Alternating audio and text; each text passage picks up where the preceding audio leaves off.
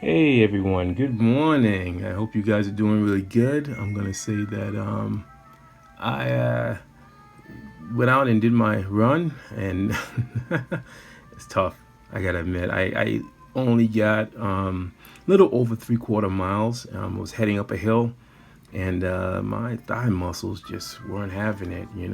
Well, it's always tough. I think I mentioned before. I don't know if I did mention, but I hate running in the cold. It's like I'm one of those people where I need some heat, man, to really get my body nice and warmed up and stuff to handle the mission at hand. But anyway, I did it, and I ended up doing a power walk and got an additional like a little over 2 miles with that added on. So altogether, it was like 3 miles altogether. It was a good accomplishment. Again, this is the start of the season for me, so it's like waking those muscles up and getting them accustomed to, oh, back to running, the job of running. So anyway, I'm just getting my book out. I actually have a reference book with the actual colors of the Dinobot, which I'm sort of flipping through right now. And even though these are going to be tonal black and gray, it does help me to kind of get a sense of where I want to lay down my grays and stuff like that, warm and the cold. All right, well, here I got my trusty Q-tip. It's precision. It's a Q-tip precision tip. They tend to use these for more for the fingernails and stuff like that. So I found these and got these and had them for a long time. So all right, let's do this. Now again, let me just I'll show you real quick. A little dab of that right there. These are Copic inks. And it's funny about the Copic inks and stuff is that it's similar to what we had in the agency when I went up to agencies. We would use these and just sort of dip them in these kind of dyes and stuff, and boy, get some really amazing stuff that came out of it. Now, again, what I learned was, with spot coloring, it's really about not getting so caught up. You want to make sure that everything's somewhat organic. So it's almost like when I was in school, we used to call it gestural drawing. So I'm gonna first do an underlay, an underlay of just hitting it with my warm gray. Just hit some spots and stuff. And now that I think about it, it's actually amazing because I want to make sure that the background, that they're broken away from how the background is, because I got this weird kind of storm pattern or whatever going behind them, and I want to be able to make sure these characters pop out. Working in advertising, that's something that they really stressed a lot, was when you worked on a campaign or you worked on art for a campaign, is that the main thing was really ensuring that the piece that you're working on is going to pop out, so that when the clients are reviewing it while they're at the pitch meeting, they can really see it, so they can get an idea. So then it's like, okay, all right, cool, we get it, and we're going to throw some money so you guys can do this TV commercial or print campaign or whatever you have it. So anyway, just laying these down. So actually, now I think about it, I think I'm just gonna, maybe I'll just stay with a more monochromatic with these guys. It's weird because I constantly change. Like, again, the way I do artwork is very organic. I try not to overthink stuff, I think it sort of takes away from it. I mean, mind you, I've been doing this for 30 years, so I'm at a place in my life, in my career, where, my confidence level with my art is there. If you're new to the game, you're young and stuff, you're gonna be fun. You're right now trying to find yourself out and trying to figure everything out. So that may be a little different for you, and that's okay, because I was in the same place years ago. But I'm definitely at a place now where I'm confident of what I'm capable of doing, and so that's why I'm able to do this kind of stuff right here and just kind of bang it up and not really worry too much, get locked down to like, oh my God, how's everything gonna look? Is this looking messy and whatever? what was that? Bob Ross, Happy Little Accidents and all that fun stuff, that jazz. Well, anyway, I think what I'm gonna do is throw a little cloud down on there. But yeah, the cool thing about gray tone is that boy, when you put it down, it's like it just adds to me. I love stuff black and gray, so it adds volume to pieces. I'm a huge fan of black and white movies and stuff, especially the old was a Universal horror movies and stuff, and just the power of just seeing that stuff. All right, it's looking pretty good. Oh, the trusty little computer clock just went off.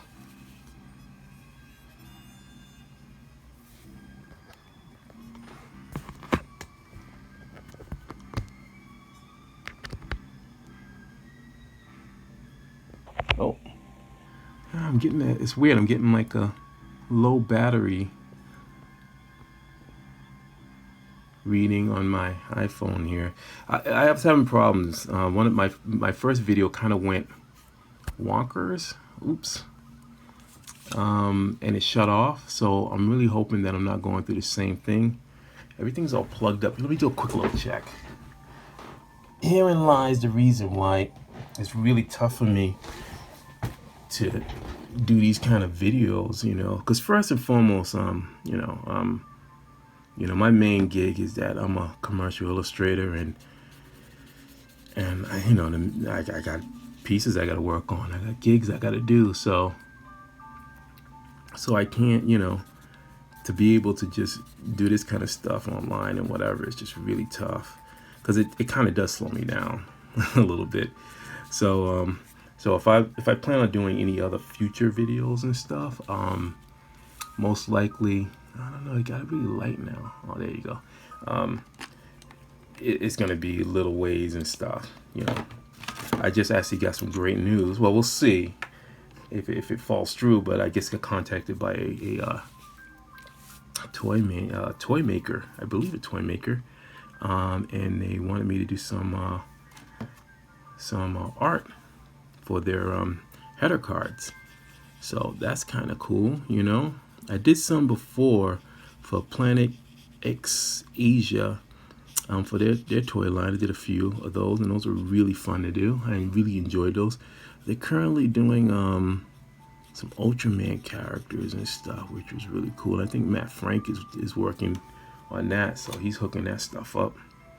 But yeah, it was really nice. I got contacted. That's one of the reasons why I tell artists out there is that you have to make yourself known, for people to find out who you are. They have to see your work. You gotta have a presence. I see so many people and they're just, yeah, I want to do this and stuff, and they always ask me. They go, well, how'd you get around, whatever. I'm like, man, when I was starting out, I didn't have the luxury of the internet. I had to literally knock on doors, man, call people up, the old school way, and literally have somebody look you in the eye and be like, this ain't working. This sucks. How about that? So my skin got thick over the years where, it's more like, I learned that, how to talk to people and how to engage people and, and the stuff they're looking for and stuff like that, But now you have the internet, and I'm like, wow, man, why aren't you getting on there and posting your work and talking about it and engaging people about it and stuff like that? Those are the things you have to do if you truly want to be in this business, because this business it's not about just how great an artist you are, because trust me, there's a lot of great artists, lots. I don't even know what the true number, but I'm gonna imagine it's a lot of great artists, but a lot of them aren't working in the art industry. They're not totally making money in the art industry. And so the question is, why aren't they? And the thing is that individuals like myself who have mastered the ability of, first and foremost, communicating, and working with clients, we tend to get the gigs, The thing is that you have to be open. You have to be able to adapt to certain things. So you look at the internet and stuff, and yeah, it's nice to post things like, you know, cat pictures. I got a couple of cat stuff, but if you look at my posts, you'll always see me always talking about my work and the stuff that I've done and whatever. It's one part cathartic, but the other part is that it's a way for people to see that I'm out there in the wilderness as well, you know. And you got to think like that, and you got to put your best stuff out. I don't know how many times I've had people contact me and they'll be like, hey man, you know, can you take a look at this or something? And it's like just prelim work, and I'm like, wow, dude, I don't know, man. You can't show somebody preliminary work, you know. It's just because that doesn't tell a tale, you know. And prelim work is like, when I say rough sketching and stuff, I would never ever send rough sketches to someone ever. If I was gonna show somebody, I show them my finished work. Show them the best of the best. You know, that you spent some time on something and you really worked on it and stuff like that. If they're interested in your process, then sure, you can, you know. I've had a couple of people, clients who, and I actually do it mandatorily, like you don't even ask, but I think it's great for, especially if I'm dealing with a new writer or something, that I said, well, this is my process, you know, and I'll send my thumbnails, and I express to them, you know, how tight my thumbnails are, because, you know, what happens is, you know, I do that purposely to make sure that the client has something visible enough so that they can see, you know, a lot of stuff. So hopefully it'll cut down the editing time, and I can just jump on it, because remember, as I told you, the major thing that we as commercial illustrators, freelance artists deal with is time. You know, you're always under the gun. These days, it's actually a lot better. A lot of my projects now have been I've been very fortunate to have some that have, you know, spanned over months, which is great, because then that gives me time. Then I can kind of work between other different projects, and, you know, and so I'm not bombarded, and I don't have to turn down work. You know, because that's always tough. I've had the roughest things I've had to turn down work, and I've passed it on to other different people who I feel confident enough to carry on. But that's always a tough thing when you got to turn down work, man. You know, I'm glad I've done that sometimes, and sometimes I've had really great clients who just were like, we understand, and they'll work with me and stuff like that, and they'll say, okay, well, you know, we'll see what your schedule is at such and such time or whatever.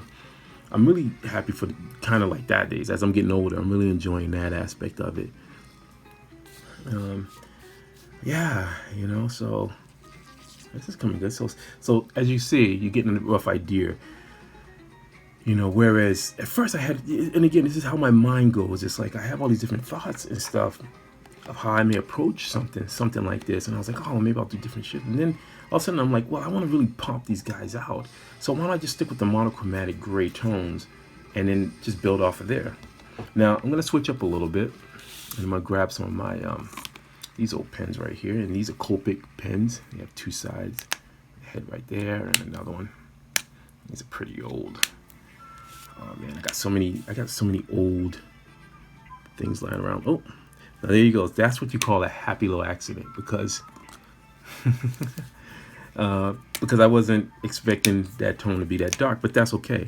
See, because then what I would do is, one thing I learned from my teacher is that you have to be able to jump in there and be able to remodify as fast as possible. Remember, speed is the key thing when it comes to a lot of these things, especially in freelancing. All right, let's do this. Oh man. All right, now for this is perfect, because the fists are darker. So I'm gonna go in like that, hit them up.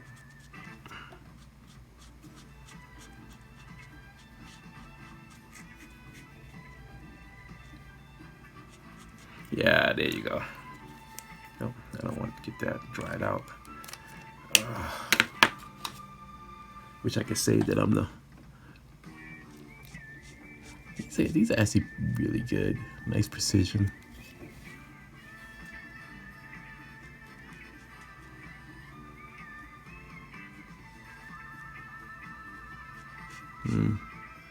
There you go. I also noticed also that you don't see a lot of like artists that draw like mechs, you know, or like robot stuff. I mean, I'm starting to see some, and that's making me feel really happy because when I was in school, boy, man, I was all into drawing robots, man. Something about just, especially for me, and even to this day, I'm always trying to think of like how can I take something that has a very geometric shape and then give it like these movements that are very human, very organic, organic movements and stuff. And I guess that's a challenge for me. I'll tell you the most challenging robots to draw, Gundams. I was very fortunate, and I've been doing some commissions for Gundam patches, and oh boy, whew. It's funny because I do like Gundam. Don't get me wrong, I do like Gundam, but boy, whew, man, it's I think they have red. Oh yeah, they do have red eyes. All right, so I'm just looking at my thing. So this is pretty good because I wanted to add some red in here, which this is funny because the client didn't even, she didn't even ask for it or anything like that because originally that was what the commission is. But again, there's that part of me where it's like, you do right by me, I'm gonna do right by you kind of mentality. Like again, she didn't have to commission me, especially during this time that we're going through all this stuff, and she did. So I feel like I'm obligated to add a little extra for this just to hook it up. So I'll give them nice red eyes, man. It's pretty cool, huh? There you go. Yeah, that looks nice, man, huh? Put a little dabble in there. But anyway, sorry. Yeah, drawing Gundam. Whew, man. It's like Gundam's really interesting because I've always had people over years like, oh man, dude, you must be into Gundam. And I'm like, yeah, I've watched some of Gundam, but I wouldn't call myself a hardcore fan of Gundam. And the reason why is that I'm a huge fan of the super robot genre. I felt that the super robot genre fit into that whole fantastical kind of storyline that I kind of love, where you can just kind of just go crazy with it, and you could have aliens attacking and human beings, and the robots had weapons that were sort of built in their bodies, and they can pull all kind of different devices off them, that kind of stuff. And I felt that Gundam had a very military kind of base kind of feel to it, which is nothing wrong. I mean, I love Macross. Macross is friggin' awesome, the Valkyries and stuff like that. But for a long time, it just wasn't my thing. Like, I've watched some Gundam stuff and I've enjoyed it. I've enjoyed them, but whew, trying to draw Gundams, like I couldn't even imagine trying to have to, if they did a comic book, draw Gundam. It would probably take me, it'd take years. I don't know. It would take me a while because to me, especially someone like myself, I'd be so anal and trying to get everything looking so right. And then in my mind, I'm like, how does these move and how they're going to function? My mind thinks like that. Whereas if I was drawing, say, these guys, or even, I would even go as far as like Mazinga Z. Mazinga Z would be my ideal. First off, it's just such a nice simplistic form. So the thing about it is, if you get a simplistic form like that, oh man, you can do a lot of cool like things. Like, you can do battle things. You get, really dynamic poses and stuff like that, but more like organic. Whereas Gundam, it can be kind of tricky, Oh, that's right, the chest of red too there. I'm just gonna keep their eyes red. Yeah. I think that's kind of cool. Yeah, I think that'll work. Looking at these images of them, it's really cool. There's this guy, big guy going like sludge. So he's a blackhead. All right, there you go. All right.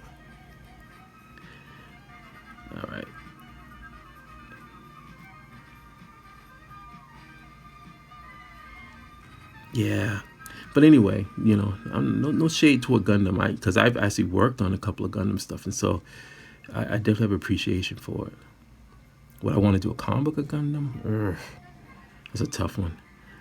That would take, it'd be so long, and it'd probably drive me insane to work on. I mean, I love a lot of classic robots. Gigantor would be another one who I would love to work on. Yeah. Or excuse me, Tessagen 28. He'd be fun. He'd be fun to draw. Yeah. Yeah, he'd be a hoot. Such a cool character. I mean, yeah.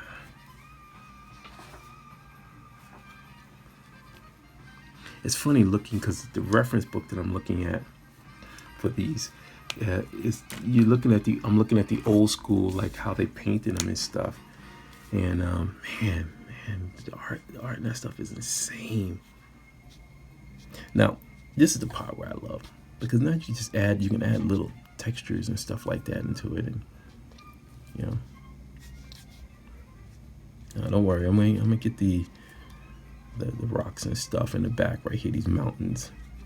But again, this is the thing about spot coloring. When I learned in advertising, it was all about just sort of freeing yourself and not getting locked down. This stuff, you know. It was, you know, see, just put that in there, boom, boom. So create this effect that has a nice sheen to their bodies. Also, what's great is that this bad boy, this marker is sort of dry, so you get this nice dry effect right there. Yeah, look at that. It's pretty cool, huh? Yeah. But anyway, going back to some of these videos and stuff, yeah, it's pretty tough, man. When it's cut off, you know, I only have an iPhone. Use my iPhone to videotape these and stuff. And I know people are going to probably suggest, oh, you go out there and get one. I actually did look at some cameras, but then there's that part of my mind where I sit there and I go, man, is it viable? Because I'm at that state in my life where, you know, I have to make decisions. You know, I got to make decisions based on the fact of me and my wife and stuff. And I can't just, you know, I just can't jump into stuff like I used to, where it's like, oh yeah, okay, now am I gonna be a YouTuber, or, you know, am I an artist, and that kind of jazz. I'm an artist, you know. I'm not a YouTuber, you know. But I have to admit, this is kind of fun. This is actually kind of fun, because I'll have a podcast on, and I'm sort of talking to myself, you know, or talking to the podcast people as they're saying something. I'm going, oh man, and this is kind of, you know, this is kind of cathartic for me as well, where I'm just sharing my thoughts and stuff while you're watching me draw out these sketch cards. And actually, some good news too. I just mailed out the Ultraman sketch cards, the official Ultraman sketch card set that I'm working on, and those went out. So I contacted Richard, who's putting out the set, and let them know that they're on the way and stuff. And I have my APs and stuff. The APs are my artist proof cards, which are well, in the sketch card world, they would be like the valuable cards, the artist ones, you know, one of a kinds. Although all the other cards are one of a kinds too. So, but yeah, man. So that was cool. I mean, I'm so honored, you know. You know, not bad. Like, part of me is like, oh man. Now I'm like, man, I hope they do giant Johnny Socko, giant robot one, or, you know, is this something that's breaking finally? Are we gonna finally start seeing some of these giant robot stuff finally here in America? Yeah, I don't know. You know, I wish they had a Pacific Rim. There was a guy I actually had sketch cards. I commissioned a guy who an artist who did some Pacific Rim sketch cards for me. Yeah, I collect sketch cards. You know, I think sketch cards are amazing art form. I didn't know anything about it back in 2009. Just out of the blue, I was contacted by a guy who had a sketch card company, Stephen Frank, and he just was like, "Hey man, I saw your stuff on Facebook and stuff, and I think you're really cool. I think that you could do this." And I was like, "All right, what is it?" And he was just like, "Hey, sketch cards." And I was like, "Oh, okay, all right." And when I saw it, I was just like, "Wow, these just miniature storyboards, you know." And you know, I did mini storyboards and like mini size, and mini, the two words mini, storyboards. And so I was like, wow, okay. And then when I got into it, I was like, wow, you know, what do you just want me to do? You just want me to do a headshot or whatever? And at first I was almost going to fall into that kind of, way of thinking until I saw like this artist called Nar, man.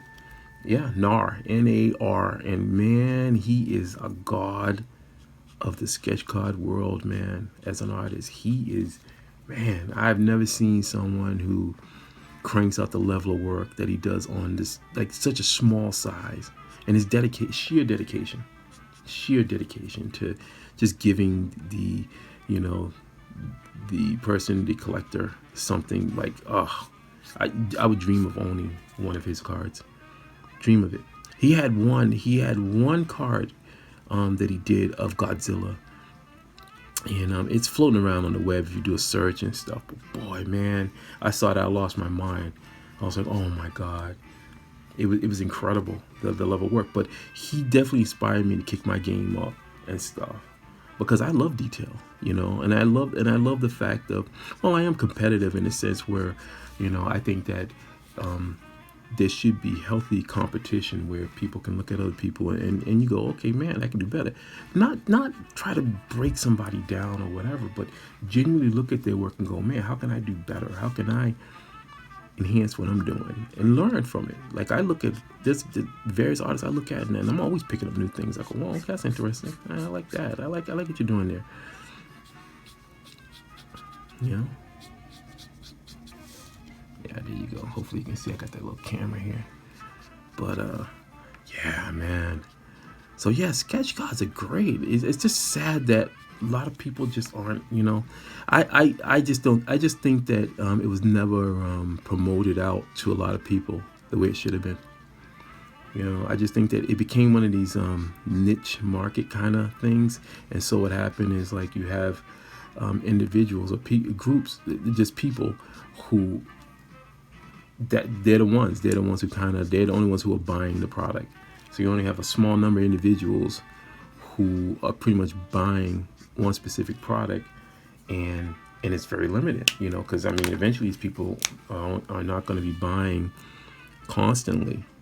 You know, they'll just buy a few here and there and such and such. So, you know, if you have thousands of artists working on something, but only a few people are going to buy a certain artist's work, then, you know, you can do the math. It's not going to be good for many of those artists. So, yeah. So, yeah, when I got into it, I was really enthusiastic about it and stuff, and had some fun, you know, for a little bit. But then time went on, and I just was like, I'm just not feeling this stuff. It just wasn't up my alley, you know, and I decided just to move on, you know. I'm one of those people where actions speak louder than words for me. And my thing is that instead of sitting there bitching and moaning, excuse my language too, about something, I just move on and I go, okay, well, let me see what else is out there. You know, because again, I'm in this frame of thinking where I'm like, I just don't want to waste time. Time is so valuable, and why should anyone waste their time on something if it doesn't look like it's gonna pan out? All right, let's do a little test. Oh, you're dried out. That's not good. Oh, you're dried out. Huh. Well, that's okay. A little bit in there. So, yeah, so I stepped away from it. And now, in a weird, this one's a little dry too. Bummer. Wow. Stuff's all dried out, man. Frank ain't taking care of his markers. That's way too dark. All right, let's switch it up. I'm gonna grab a little bit go back to my trusty. Let's see what we get. You know what I'm gonna do? Now, see, this is my little trick too. Now I'm gonna now this is all like the nice warm, and you got the warm tones and stuff. I'm gonna hit it with a little bit of cold on it, just little dabs in here. Just, you know what it is, because it's my own curiosity. I just wanted to see how the effect's gonna be and see how it enhances it up. It may work, it may not, but I think it's gonna work. But I was just saying, it's kind of cool. It's weird that I've gone full circle and I'm actually working on sketch cards again. It's funny that way. You know? Which, you know, I don't mind. It's just I want to work on stuff that I'm really excited about. I think that's the thing. You know, I just don't want to be working on things that they don't really excite me, you know? Because then it's just like you're just sort of getting this money, and it's just like, oh, I'm not really excited. I'm just doing it for the money. And I've been down that road before too, and it sucks. Now I'm at this place. I'm gonna be turning 50 this year. Oh, crazy, huh? And I'm just, I want to work on exciting things. I want to work on stuff that, oh, let's see what's going on. It's still going? Oh yeah, still taking. Just checking. Just got a little notice popped up. And yeah, I just want to work on stuff that's exciting me. Something that, that gets me really pumped up. And I am. And it's funny because I am working on a couple of projects that are really exciting and different too. I mean, I remember years ago I had some people I showed them my portfolio, and they were just like, get out of here, you didn't do this stuff. And I was like, yeah, because of all the projects I've worked on, the ranges of work, it's just so different. I mean, from the advertising stuff to, man, and some of the advertising stuff, I mean, I've worked on some Dunkin' Donuts, I worked on Wendy's, Gillette, man, trucks, yeah, GM. Ugh. I never thought I would ever work on vehicles like trucks and stuff. Never. I'm definitely not like a truck connoisseur or anything like that, but I worked on them. I did them. Paid the bills and stuff. Glad I did too. I just want to express that. I'm glad. I'm glad that I went through everything I've went through with advertising and stuff. I feel it made me a much more well-rounded artist. And then the professional artist where, I got out of my head that whole thing where, like it's getting stuck on things that are just meaningless, a waste of time.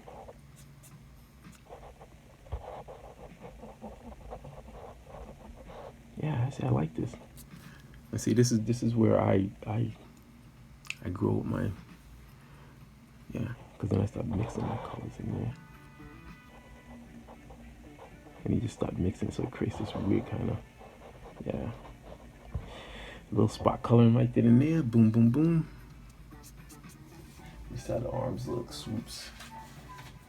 Very dark arms. Yeah, the original drawings are freaking crazy. I love it. I think I'm gonna darken those arms up a little bit. How's that?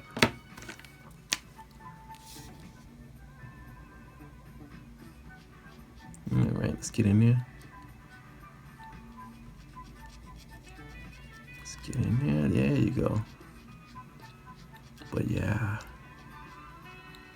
so I'm very fortunate. I'm very happy now. Got my regimen, get up, work out, work on some art, and then,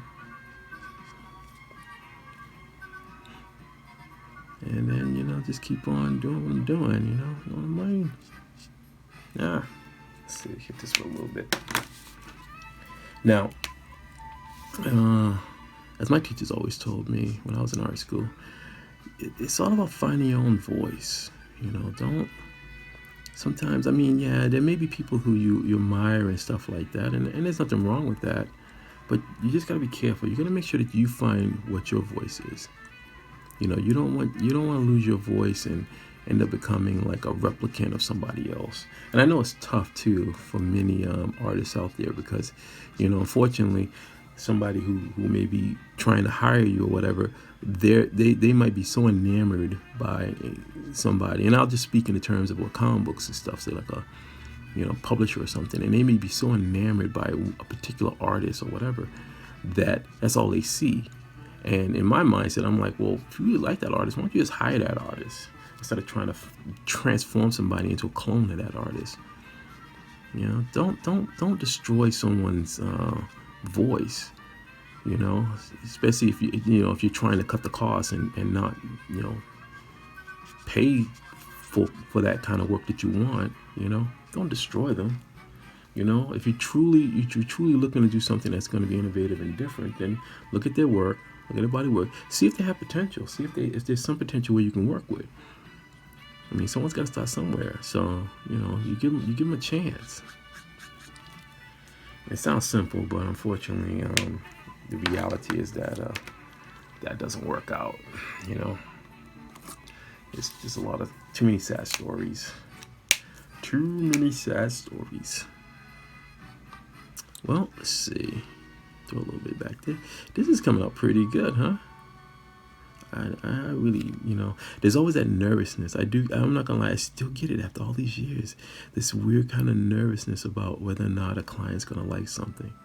Because you can tell sometimes. The worst thing is when you look at a client, you can tell when they're not really happy and they're just at this point, they just accept it. Ooh. Luckily for me, I haven't experienced anything like that in a very long time.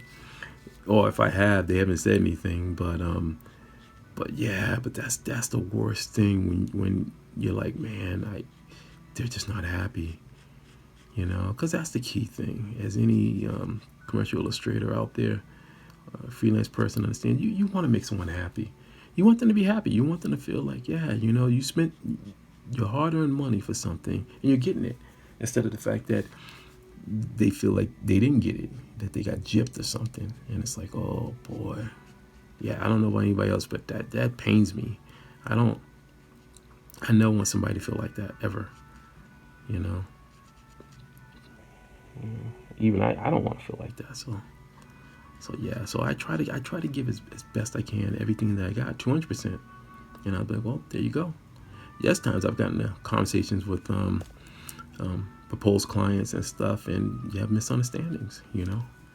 They'll look at my work and somewhere in their minds there'll be this weird disconnect where they'll be like, you disconnect from the work that I do, and then when I come and give my rate or something, they'll be like, huh, what the? And I'm like, well, you just looked at that piece and that's how much, whatever it's worth, and it's just this disconnect and stuff. But still, I'm always gracious about it. I say, well, okay, this is a situation, and I truly understand, and there's times when I pass other people off to other people because it's the right thing to do. I want a client to be happy.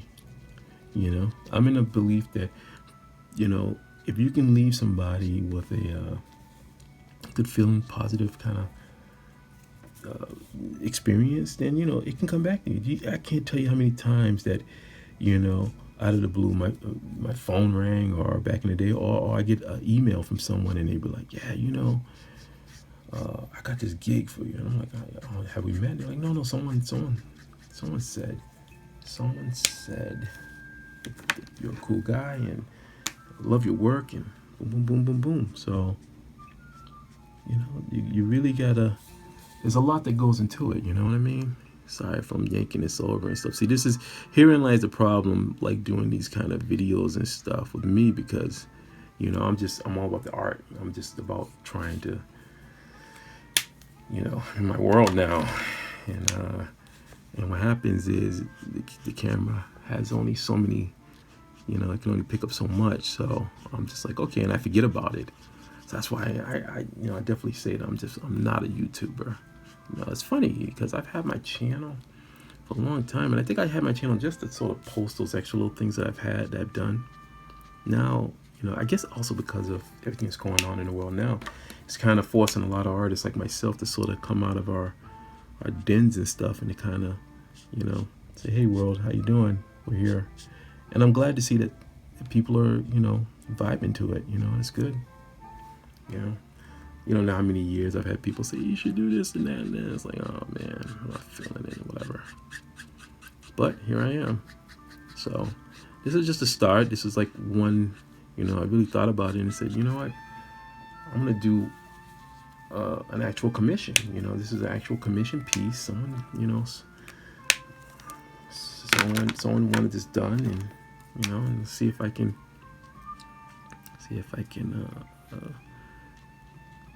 get it done. So yeah, this is the tricky stage right here. I'm just gonna say, because it's that part where you just want to just keep going. You're going, oh man, I'm hitting it with, see, I love little things like this. I love the little indents and stuff, man.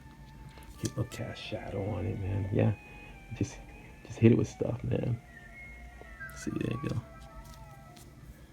Just makes it look much more harder.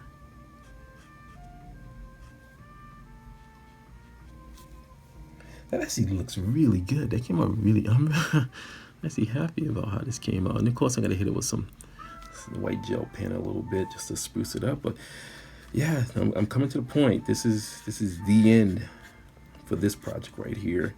And I gotta start prepping myself for, I'm still working on It's comic book stuff, actually, for the misadventures of Martian Trump, which is really fun, and people are starting to dig it. I mean, when I got that project, there's that one moment where I was like, oh man, because I've done political cartoons and stuff, and honestly, you know, things like that don't bother me really.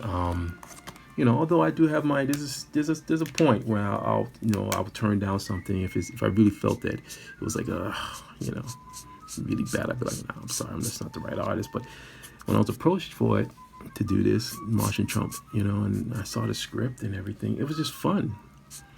Yeah, I felt in some degree that it's an adventure story. And I think people who are reading it are really jiving to it because they're going, yeah, it's an adventure story. And that was the thing. I didn't want it to do it in a sense where you're just blatantly trying to insult somebody. But you do something that, yes, it features a well-known person, but there also is it's its own thing where you got this adventure story going on, because that's important to me. That was important. And so and Tammy's she's amazing. That's all I gotta say. She's been amazing. Any artist out there or any person out there, you dream of having a client who is understanding and a client that will work with you and stuff like that. That's like I said, I've been very fortunate that I can count on my hands the clients that I knew I was never ever gonna work for again. Oh, yeah. I just knew. I was like, right off, I was like, yeah, this is just ain't gonna be, man. And I just, I said, well, if I know I'm never gonna work with them again, that means I gotta get my hustle up and get some new clients. I've always followed that kind of ideology of like, you just move on. You be like, well, they're not working, that's not working out, so what am I gonna do? I can't wallow in the weeds and stuff. I just gotta, dust yourself off and just be like, okay, who's next? I think that's the key thing. But anyway, I don't know why. Yeah, I gotta stop myself. I'm gonna stop myself right here. So here, let me see if I can stretch this out for you guys. Look at that. It's pretty cool. And again, I left this other side over here just in case if she comes back and, oh yeah, I gotta hit it with some gray. See, you always miss something. But I left the side over here just in case if she wanted to get slag. She comes back and go, Frank, I want slag. And it's like, oh, okay, all right, not a problem. I wanted to leave room. So, and I'm glad it's a puzzle, and I'm glad that she trusted me just to kind of, she was like, yeah, just go ahead. I did a rough sketch and showed her, and I said, this is my idea and stuff. And I really think puzzle cards is so fun. Now, this is a gel pen. Let's see what the name is. Look at that. I don't know if you guys can see it. I'm sorry for shaking it too much. Is that too? Yeah, there you go. So I use this, and it's pretty cool, Takes a little bit, but come back in here. Now, this is where I have fun. I love doing stuff like this. There's a little bit of lightning coming off. You add it on there. One thing my mark is that I always tend to draw a lot of lightning, or I draw these really apocalyptic like scenes, man. I love it. Yeah, I love it, love it, love it. Apocalyptic, man. Yeah, it's like, oh man, it's like end of the world kind of stuff. Lightning's on the back. Look at that. Yeah, now I go look at this and I'll be like, oh, I missed a little lightning. Let's put some lightning back here and see what happens. Light them up. Now, okay, I'm gonna go for, let's see, let me dig into my trusty Saddler marker pens. See if I can get a darker red.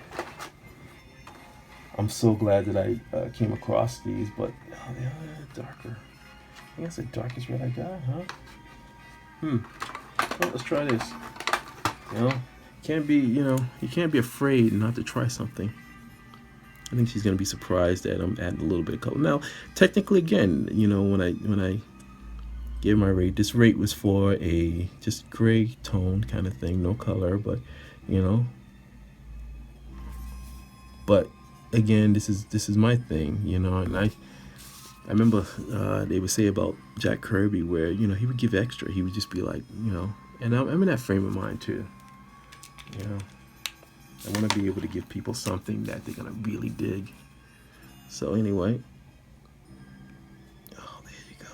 Grimlock's eyes, man. Look at that. So, all right. So it looks like we're getting close to wrapping this up. Now, again, one of the cool things, and I actually picked this up from a peer, Roger Andrews. He's a fellow ad guy. He does a lot of stuff for Hasbro. He's worked on some projects and stuff. I remember once he did some storyboards, and I worked with him a lot on various storyboards and stuff for clients. And he used to do these little hits of like light, you know, like these little drops, like these little. And man, I always thought they were so cool, man. I just thought it added an extra. I don't know. I'm sorry about shaking the camera there. It added a little extra something to it. So I got hooked to it. So that's what I do. I add these little hits, man. And again, that's that whole thing as an artist. You know, you pick up these little things from other fellow artisans and stuff, and you see if you can apply it to something. You know. Yeah, see, he would do stuff like this, which I friggin' loved. You know, it's something about it. The light hints. God, man, he's definitely somebody who's really. I always loved his gray tones and stuff like that. He was really good. Yeah, he's doing some stuff, a lot of stuff actually for Hasbro. So he's definitely a gifted artist. You know, pick up so much from each other, learning. All right.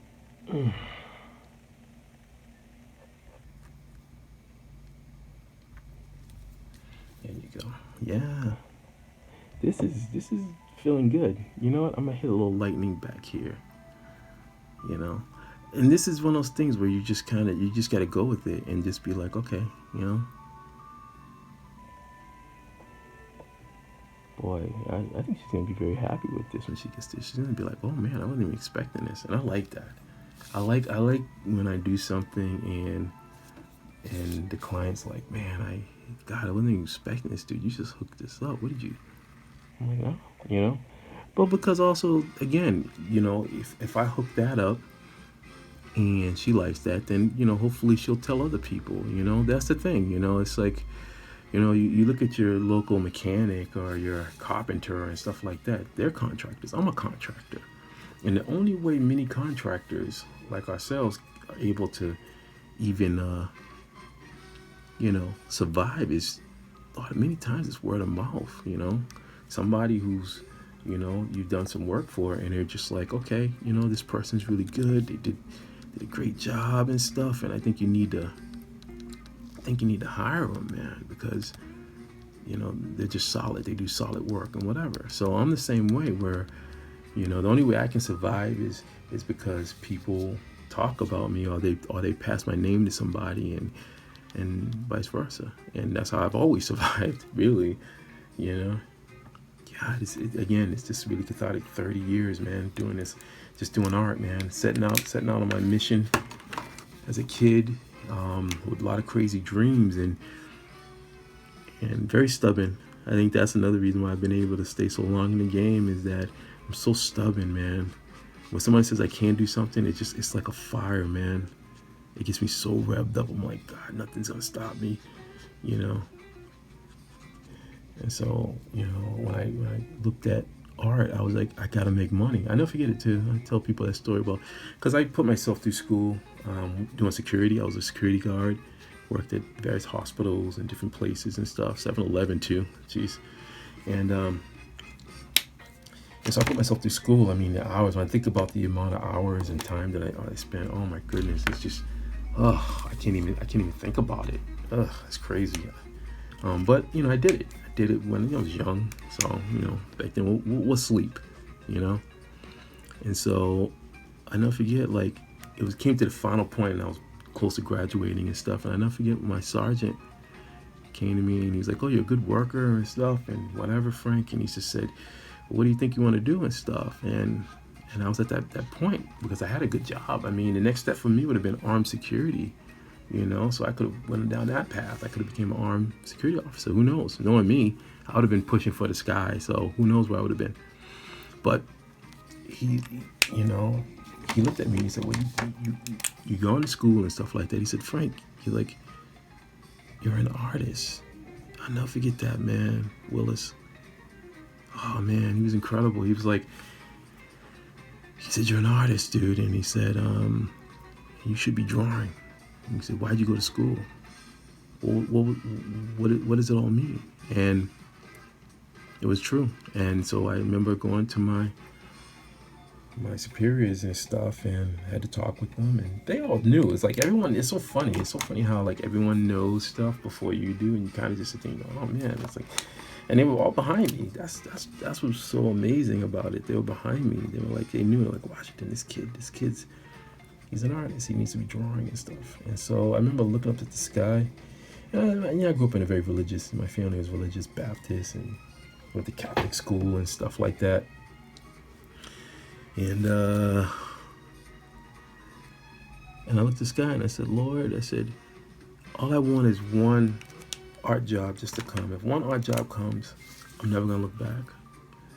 And I got contacted to work at a few weeks afterwards. Got contacted and did work at a fledgling production company, and that's where I worked on my first two films. First two feature films. Only ones I did work on. Although I did do some stuff, some concept work for two other films, but I don't know whatever happened with those. Actually, make that 3. There was 3. So I don't really know. I never kept in touch with those people, so I don't know. But I did some concept stuff for 3 other films that were proposed films. So I don't know if they ever made it. But I did do work on 2 films that did make it through Miramax, and I was really shocked when I actually I got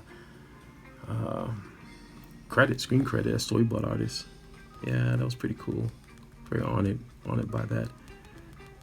But you see, it's like, you know, any person that comes to me and asks me, they go, you know, what do I do? I go, how much do you want it? How much do you really want this? You know, you gotta ask yourself that question. And once you ask yourself that question, then you truly then will, you know, you'll have your answer. If you truly want this is something that you desire, then, you know, you'll work hard to make it happen. And when I say work hard, you really will work hard. You'll hustle hard. Like for me, I was out there and I was knocking on doors and I was talking to people, and I move fast. I'm a very fast. When, like, for me, instead of just one job, if a job comes up or something like that, I'll be on like 2 or 3 other gigs trying to find the work. So I'm saying those are the kind of things you got to think about. You got to think about, like, you know, if you're hungry and you really want it, then you got to put yourself out there and be like, man. And when you go for the job, you go for it, and don't just go for one job. You go for a couple jobs. Just to see, because one may not fall through. You know, there's many times I see people and they get themselves pigeonholed into one thing, and then it's just like, oh man, and it's like, dude, you wasted all that time waiting on one gig, whereas I'm already on like 5 or 6. You know, and then if they happen to happen, then they do. But you know, and then also you gotta learn that and understand that one of the greatest gifts or abilities of a freelancer, let's say, is your ability that people can like you. Because I don't care what job you're in, if people don't like you, if somebody doesn't like you, you're not gonna get the gig. You can huff and puff all you want, but the reality is that, you know, people gonna have to like you on some level. They have to be able to work with you. And if they feel like you have a personality or whatever that's against that, I don't care how good you are. They just be like, no, it's not gonna work. Just because this person, their attitude, you know, they don't get to work on time. They're always huffing and puffing. They always got an excuse. You know, you don't want to have excuses. You want to be able to, excuse me, you want to be able to show a client that you are professional and that you are in this to hopefully make something that they're going to love, and hopefully will help them to make more money. So then they in turn will have you on their list and will hire you continuously. So then you can make more money. And then, you know, it's like a continuing cycle, you know. So pretty much here you go. This is the commission, and it's a 4-card puzzle, and it's fully marked up and done. I just want to thank you for checking out this video. I won't make any promises when the next one is going to come up, but you know, when it does, you know, hopefully you'll be there to check it out. Hey, stay strong, stay well, and keep the creativity flowing. Peace.